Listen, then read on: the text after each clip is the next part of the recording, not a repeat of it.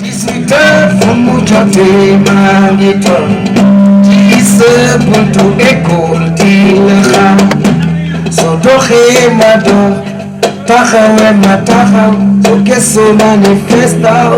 laaxatoo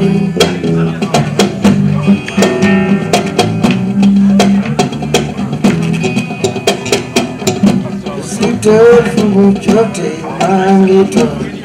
ci sa buntu école di la xaar doxee ma dox taxawee ma taxaw gëstu manifestaw. Papa Dameli di signé Baye sa Baye moom mooy sama turu artiste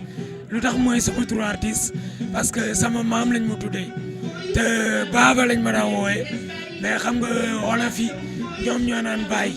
léegi nag ma conservé Baye pour rendre hommage sa maam. waaw woote bi continuité rek lay doon si sama liggéey ndax sama liggéey umpule wu leen ne période bi Covid bi duggee Sénégal bu Macky Sall lancé appel man dama jóg woote avec mes propres moyens dugg si dëkk bi di def ay fresque murale di sensibiliser par rapport ak gestes barrières yi ñu santé bi wax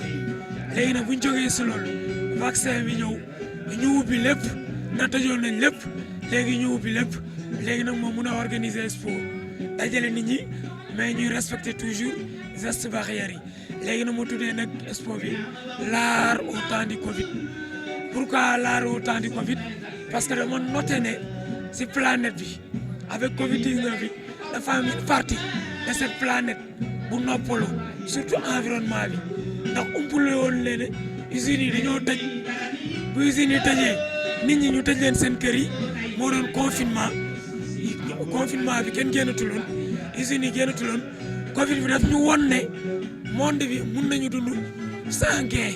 ndax avant Covid bi gain moo primoon dem liggéey yi yeewu 6 heures du matin te 19 heures chef d'entreprise yi di liggéeyloo nit ñi mais bu Covid bi ñëwee chef d'entreprise yi ouvrier yi ñëpp la tëj ci kër yi et pourtant ñu ngi dund léegi nag environnement bi nag si la régénérer dundaat léegi nag man partie boobu laa jël nag pour rendre hommage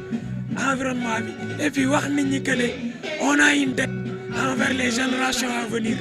donc environnement bi suñ ko yàqee tey suñuy sët puis duñu buggee nooyi dinañ am problème ndax Covid bi war nañu ne yow ku toll fenn fi soo buggee nooyi ay millions ngay fay ndax machine lañ lay def léegi nag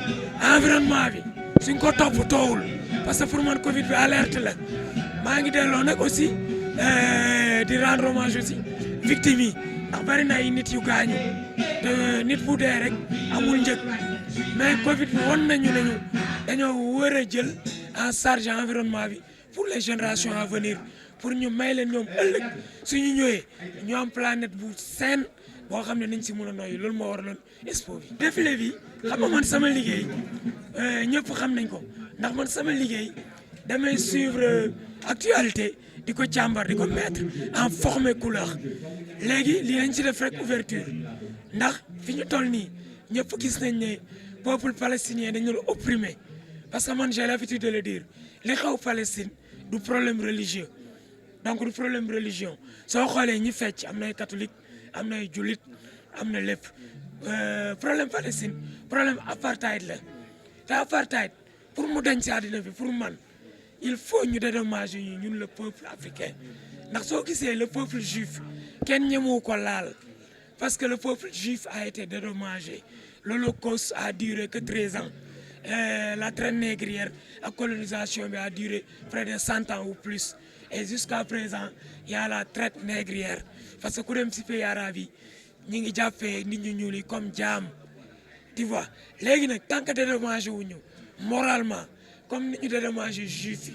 les juifs ont été dédommagés moralement et financièrement moo tax kenn ñemewul laal benn doomu juif ba pare ñu inclure ñoom seen histoire si manuel yi ñun su nekkoon dédommagé woon nañu moralement dinañu jël sunu homme valeureux yi ñu mel ni ñoom Cheikh Anta ñoom Serigne Touba di ko jàngal doomu tubaab yi ba pare tubaab yi xam ne bi ñuy ñëw Afrique ils ont trouvé une société bien structurée l'art premier nous montre ça loolu mooy doole art premier moom mooy sculpture yi sunu maam yi daan def soo xoolee si tabouret yi dafa am tabouret chef ak gouvernement bi ko composé ak classe sociale yi loolu dafa won ne tubaab yi bi ñuy ñëw fii avant colonisation ils avaient trouvé une société bien structurée. Sarko bi mu ñëwee Dakar comme moom revisité wu loon histoire il avait commis l'erreur de dire que la colonisation pont yeeg école yi moo taxoon sax mu jóg ndax loolu rek wane na colonisation baax na mais il avait tort parce que Égypte Cheikh Anta wane na ne ay nit yu ñuul ñoo fa nekkoon ndax umpule na ne sculpture yi am Égypte yëpp nee yi dañ ko yàq parce que neewu noir nègre dafa am mais tubaab bi ñu ñëwee neewu sculpture statue égyptienne yëpp la ñu yàq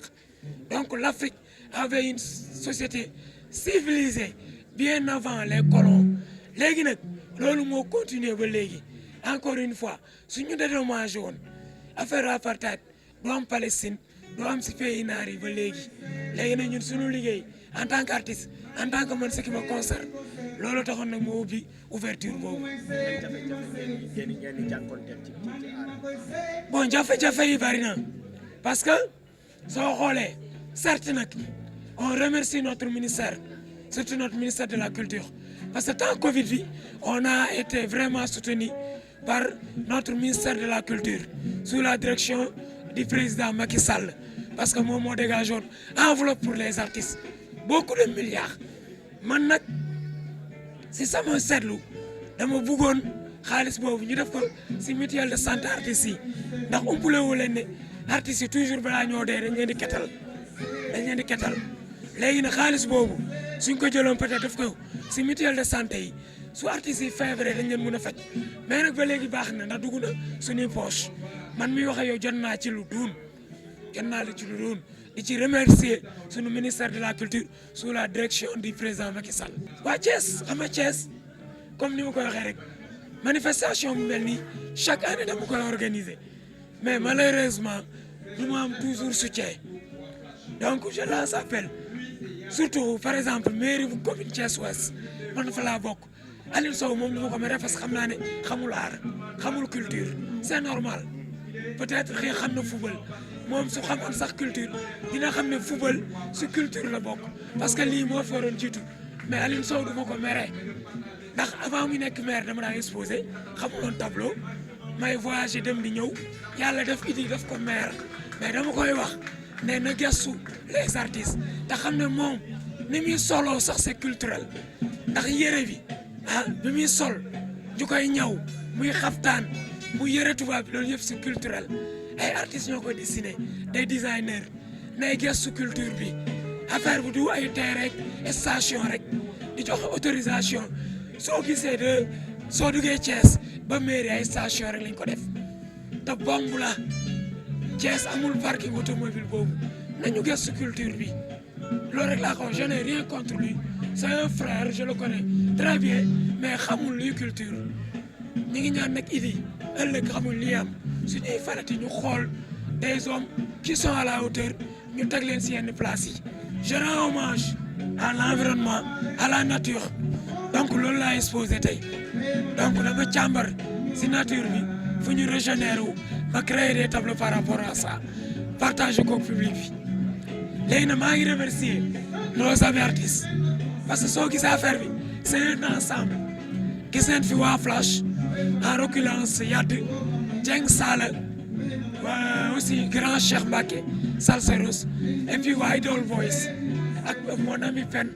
qui est couturier ak ñëpp ñu ma jàppale les élèves de l'hygiène donc vraiment merci